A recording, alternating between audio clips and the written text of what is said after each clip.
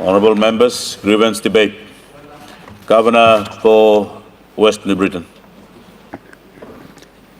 Thank you, Deputy Speaker, for acknowledging the people of West New Britain. I thank the Chairman ICT Committee for his wonderful report to the Parliament after elaborate deliberations and visiting the four corners of our country. Mr. Deputy Speaker, my grievance will be related to decentralization and also the challenges as a provincial government we faces. Mr. Deputy Speaker, we keep talking about decentralization and we make it sound as if it's very simple. Since 1995 reforms, to date, it's almost 31 years. We have been constantly talking about this decentralization, and I thank the Minister for Provincial Government and Local Level Government Affairs for his enormous effort, to introduce reforms. And we are still far behind in terms of, bringing those reforms. Mr. Deputy Speaker, it is easy for us to simply blame it on provincial government. We say all the functions are devolved: education, health, infrastructure. But Mr. Deputy Speaker, all these functions devolved has no meaning if the funding do not follow these functions. I may sound negative, Deputy Speaker, but I'm just talking about the reality whereby if we can correct ourselves. Like in 2024, Mr. Deputy Speaker, for example, in West New Britain, it's appropriated 42.3 million kina, as a functional grant. Mr. Deputy Speaker, we call it functional grant because without that, we cannot function. That's why it's called functional grant, which covers our education. That also covers our teachers' leave fare and, some part of the teachers' wages, especially casual teachers' wages, mainly teachers' leave fare. And it also covers infrastructure, it also covers economic activity, law and justice, village court. Economic activity means we talk about those agriculture, forestry, fisheries, in the provinces. And these are functional grants mainly meant for these sectors so that various sectors within the province can perform to the expectation of our people. But imagine, Deputy Speaker, when you are appropriated for 42.3 million kina, in 2024, but you received only 16.7 million kina, that is 38%.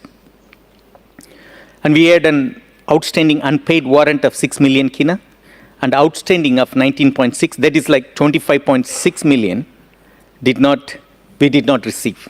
That's like almost like 62%. And again, Mr. Deputy Speaker, in 2025, just last year, thankfully, we were appropriated 45.2 million kina to cover all these functional grants, various sectors. But we received 28.6 million kina, which is 63%. And 16.6 million kina is still as unpaid or outstanding. These shortfalls, Deputy Speaker, it drains our other revenues and we have to cut our other recurrent programs. Deputy Speaker, when we talk about true decentralization, it requires reliable, full and timely funding from Vaigani, not just in appropriation or just in paper. Decentralization without funding is just an empty talk, Mr. Deputy Speaker. Every province holds enormous potential in this country, Deputy Speaker. Some provinces wants to run, some wants to walk, some wants to crawl. So we supposed to support those provinces who wants to run in terms of, bringing development, economic development. Deputy Speaker, we cannot, strain or make the provinces suffer by starving them, with this much needed functional grants. These are not even development grants, so to say. The development grant, thankfully, yes, we received our PSIP, DSIP, PSG, DSG, the 10 million kina. But these functional grants are so vital to run the entire province, especially our our systems, like especially law and order, our education. Our teachers' leave pay is almost like over 20 million kina still remains as outstanding. And Deputy Speaker, these are accumulated over a period of time. So how do we really honor those teachers who have been, really doing hard work? And because these teachers' leave fare is also factored in that 10 to 12 million kina per annum, that one component is just teachers' leave fare. Others are for materials or allowances and inspectors and all those things. But these are one area where we really struggle. And that also includes, there's a small component, 2 to 3 million kina comes for public administration, which is like, it also includes like public servants' leave fare. Deputy Speaker, in order to grow this country, we do not have to grow the entire 21 provinces and ABG same time. Even if one or two province grows, this country will grow. Deputy Speaker, we constantly hearing, this issue. I really do not understand this misrepresentation, by the government or seniors, like, talking about ABG, talking about other provinces. Deputy Speaker, nobody wants independence except Bougainville. We are proud to be Papua New Guineans. We are part and parcel of Papua New Guinea. The entire 21 provinces, we are so proud. But how do we develop these provinces? We have to treat these 21 provinces as 21 economies, Deputy Speaker.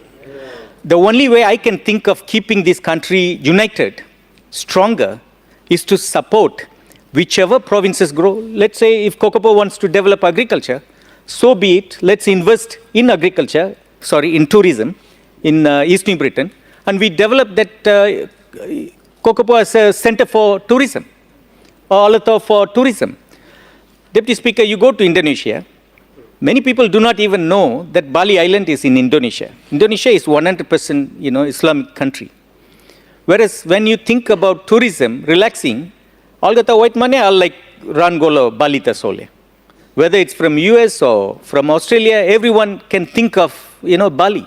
Likewise, when we have our own resources, God-given, natural resources, God has created everything in abundance in this country, whether it's a natural beauty or whether it's resources, gold, copper, everything is in abundance. We are supposed to grow that abundance or market that abundance so we can attract the tourism to come inside. Even if one or two provinces grow, Papua New Guinea grows. That is my strongest conviction, that if we support one or two provinces to grow economically, that means we are going to grow the entire country. The 21 province is not just a province, but 21 economies. And the only way to keep our country together, our country, progress, is to recognize. If we like to copy everything from Australia next door, then why are we not copying? Don't you think, Deputy Speaker, there is some kind of agenda as to, keeping the powers in Waigani? Because we always have to, at the mercy of, secretaries, at the mercy of, ministers, we have to come and crawl here for money. We talk about bulk grant. What's the use of bulk grant? We just talk about bulk grant, but if actual money is not actually, transmitted to or given to the provinces, that bulk grant also is not going to work. So the only way is to be honest with our provinces and to see how we can develop. Even if we cannot grow as all the 21 at the same time, but at least select 2 or 3 and, build those provinces in that industry, whether be it in agriculture or tourism or whichever, they are professional at, so that we can build up that province. And by building that province, we are building Papua New Guinea. If we like to copy everything from Australia, Deputy Speaker, we should copy also the state government system. How Queensland, is doing itself. How New South Wales is, as a state, having their own rules. The education in Queensland is different from New South Wales. The economic activities are different. So we should have different, because each and every province is unique, different. And every province has its own priorities. We cannot just treat it like same formula applies for, all the 21 provinces. So, Deputy Speaker, this I find it really difficult, because the only way I can think is like, you expect everyone to be dependent in Waigani is not going to work. And it's even more detrimental. I mean, politically, yes, it is convenient, because here you come, for every services. But ideally, we're supposed to, give those powers and build those provinces, build that local level governments, so that the service is reaching at local government level. I mean, we are creating too many different governance systems. DDAs, then initially you got what's national government, provincial government, LLG, now national government, provincial government, DDAs and LLGs. Honestly, how many, of these governments have been audited or systems have been audited for us to really understand the performance of each and every level of our government? Deputy Speaker, my honest and genuine appeal to this government is to genuinely transfer the powers and functions and funding to the respective, provincial governments and local level governments so that the service can be felt by our people in those respective areas. Thank you, Deputy Speaker.